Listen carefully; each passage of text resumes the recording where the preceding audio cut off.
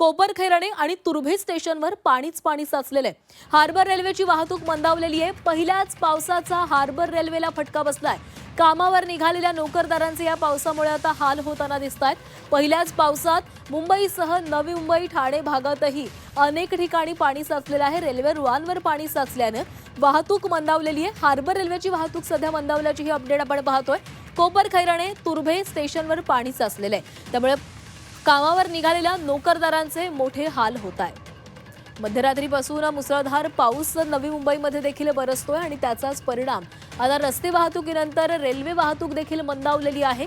कोपरखैरणे आणि तुर्भे स्टेशनवर पाणी साचलेलं आहे। सकाळी कामावर निघालेल्या नागरिकांचे यामुळे मोठे हाल झाले आणि या संदर्भातली अपडेट घेणार आहोत। आमचे प्रतिनिधी स्वाती नाईक आपल्या सोबत आहेत। स्वाती, कोपरखैरणे आणि तुर्भे स्टेशनवर पाणी झालेलं आहे। हार्बर रेल्वे मार्गावरील इतर रेल्वे स्टेशनची काय सध्या अवस्था आहे, काय अपडेट्स आहेत?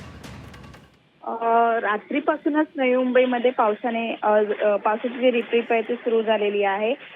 कॉन्स्टंट पाऊस पडत असल्यामुळे रेल्वे वाहतुकीवर याचा परिणाम आपल्याला दिसून येते। कोपरखैरणे ते तुर्भेच्या दरम्यान जे आहे माती जी आहे रुळाखालची ती वाहून गेलेली आहे, त्यामुळे ही जी ट्रान्स हार्बरची वाहतूक आहे ती पूर्णपणे थांबलेली आहे। ठाणे पनवेल आणि ठाणे वाशी ह्या लोकल थांबवण्यात आलेल्या आहेत। पहाटे 6 वाजल्यापासूनच इथे माती टाकण्याचं काम युद्ध पातळीवर सुरू आहे। पोलीस बंदोबस्तांमध्ये याच्यामध्ये ठेवण्यात आलेले आहे। त्याचप्रमाणे प्रवाशांना मात्र जे आहेत, जे चाकरमानी सकाळी कामासाठी निघतात त्यांचं मात्र इथे खोळंबा झालेला दिसून येत आहे, कारण ट्रान्स हार्बर बंद असल्यामुळे मुंबईला जाणारे चाकरमानी असतील किंवा ठाण्याला जाणारी चाकरमानी असतील त्यांचे मात्र यामुळे हाल झाल्याचे दिसून येत आहे।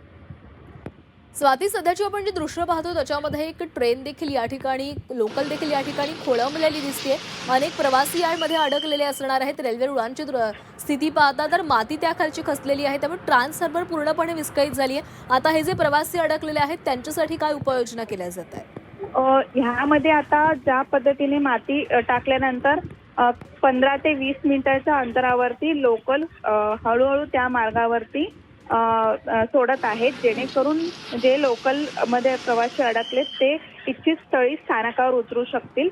हा फक्त जो खोळंबा झालेला आहे तो कोपरखैरणे तुर्भेच्या दरम्यान ही माती ट्रॅक खालची वाहून गेल्यामुळे झालेला आहे, त्यामुळे त्या मार्गावरती थोड्या वेळाने जी आहे लोकल सोडण्यात येत आहे एकाच मार्गावरून, त्यामुळे या वाहतूक ही पूर्णपणे विस्कळीत झालेली आहे ट्रान्स हार्बरची।